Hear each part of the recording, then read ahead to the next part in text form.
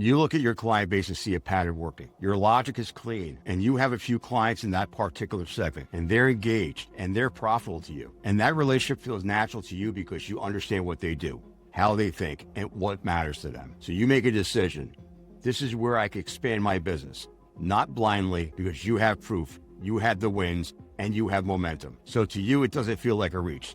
It feels like a next logical extension. But having clients in a segment is not the same as understanding what this segment actually requires. And that's where this gets dangerous for you, because your business can find that out late, not during planning and not during the first conversations. But once the work is live, the relationships are moving, and the client starts expecting you to operate the level the segment already lives at. And that's where the exposure for you begins. I spent 23 years at the top 1% of wealth management as an advisor, leader, and executive, building and running multi-billion-dollar businesses. So what are you going to learn today? Why successful relationships don't prove expansion readiness. When your existing clients can match the real segment standard. Why relationships stay narrow when the model you have can't carry the full role. And finally, what gets exposed when the business can't support the client's baseline expectations. So let me walk you through what actually happens. Your first few engagements with the new clients don't feel wrong, and they don't raise any alarms.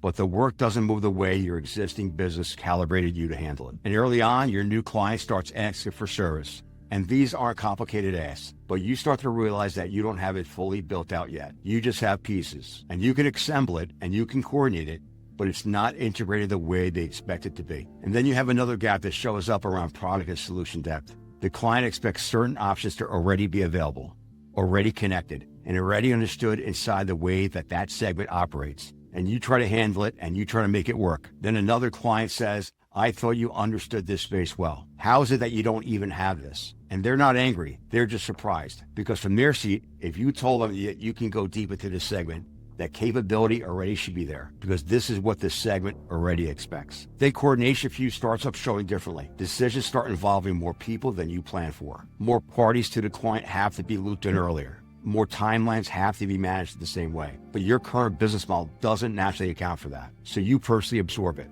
You personally manage the extra conversations. You make sure the right people are involved. And you even extend your timelines to accommodate it. But here's what you start noticing.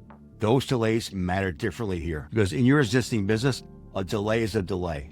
It might be an inconvenience, but with these clients, delays are weight. They cost money. They create exposure. They cascade. And these delayed decisions affects their practice, their cash flow, their planning pipeline. The consequences of being slow is materially different. And then you start realizing other professionals currently are already embedded in these clients' worlds. They're already there. They're already shaping decisions before you even speak. And your credibility, it isn't assumed. It's tested immediately, and it's tested directly. Not on your track record or your philosophy, but on whether you can operate at the level these clients already live at. You start pricing conversations and realize your fees are questioned in a way that aren't with your existing clients. These newer clients compare you to other providers already operating at this level, and your pricing doesn't align cleanly. It feels exposed because your delivery doesn't match the same scale, depth, or integration they're used to having.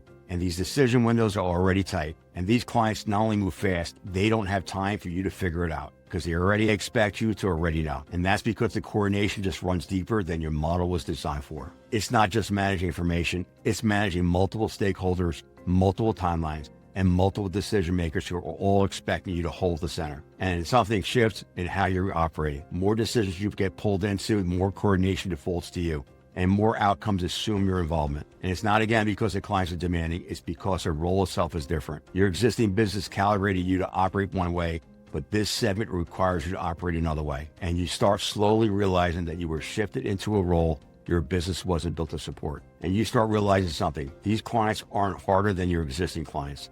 They just operated at a different baseline, and your business wasn't built to operate at that baseline at all. And as you see that gap, you do what other strong advisors do. You compensate. You extend yourself. You take on more coordination. You adjust your pricing to compete. You build out services on the fly, and you accommodate decision makers you didn't plan for. And you speed up your own timelines to match theirs, and you make it work. And for a while, it works. You help these clients. You're managing. You're adapting.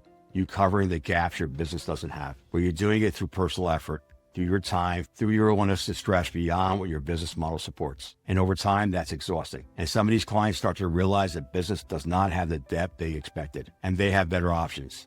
And some of them leave.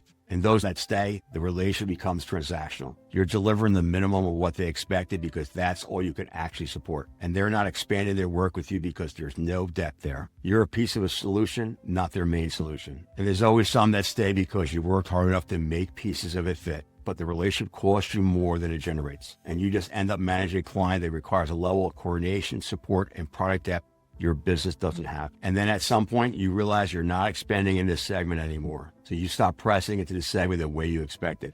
And you keep what you can manage and you let the rest go. And this opportunity didn't fail because you weren't good enough. It failed because you evaluated it against the wrong standard. Because only after the relationship starts costing more than it should does a real read become clear. And here's what actually happened to you. The first thing you didn't see was the standard. You looked at the early clients that you had in this space and thought, this works, I can do this. But what you didn't evaluate was whether the standard attached to this work was the same one that your business was built to carry. Because many of your early clients had not tested you on that full standard. They had not demanded the integration depth that these clients expect as their baseline. And you assumed that your prior success meant you could scale it. But you never asked yourself what your early success was actually built on. So when you further expanded into that segment and brought in new clients, those clients brought the full baseline of what that segment already expected. And that baseline was higher than your business was built to carry. The second was your structure. And this isn't staffing or execution problems. This is structural. Your business designed around a different operating standard with different decision velocity and different credibility expectations. So when you try to operate a higher standard with the same structure, gaps appear everywhere. Your services don't integrate, your pricing doesn't compare, and coordination requires you personally, and all of your support is fragmented. And these aren't just bugs, but they're actually the natural outcomes of business structures that weren't built for this level. And the third was the cost of becoming the bridge. Because when your personal effort becomes a bridge between what clients expect and what the business provides, the relationship costs more than it generates. You can always make it work for a while. You can compensate and extend yourself, and you can cover the gaps, but that's not scalable, and it's not sustainable, and it's not what the client is actually paying for. That client is paying for a business that operates at their baseline, not for your personal willingness to stretch beyond what your business was built to do. And when you become the bridge, the relationship is broken, and it just doesn't look broken yet. And this is why your segment expansion and the operating standard attached to it has to be read clearly after the fact. Because by the time the mismatch is visible, you've already won enough of the opportunity to feel responsible for keeping it. So you stay in it. You keep trying to make the relationship work, stretching the model, absorbing the pressure, and telling yourself the business will catch up once the relationship settles. But often the opposite happens. The deeper a relationship gets, the more clearly the segment standard shows. And the more clearly that segment shows, the more you have to carry it if the business was not built around it. And that's the real cost to you. You thought you understood the segment because you already had clients in it, but the live work showed something different. You understood the opportunity, but you had not fully understood what the opportunity would require from the business once the relationship became deeper. And that's the shift, because your revenue expanded first, expectations shifted next, and the structure you had adjusted last. And when that sequence happens, you do not just grow the business, you change what the business now has to support. And at EliteVate, this is the line we watch closely, because in a world full of information, people choose authority and protection from being wrong at the most expensive moments. Every week, I break down the real strategy behind top performers for wealth advisors and leaders ready to operate at the level they're built for. This is EliteVate. We cut through the fluff, no hype, no theory, just strategy, psychology, and execution. If this hits home, subscribe. You're not just watching and learning. You'll become the models others follow.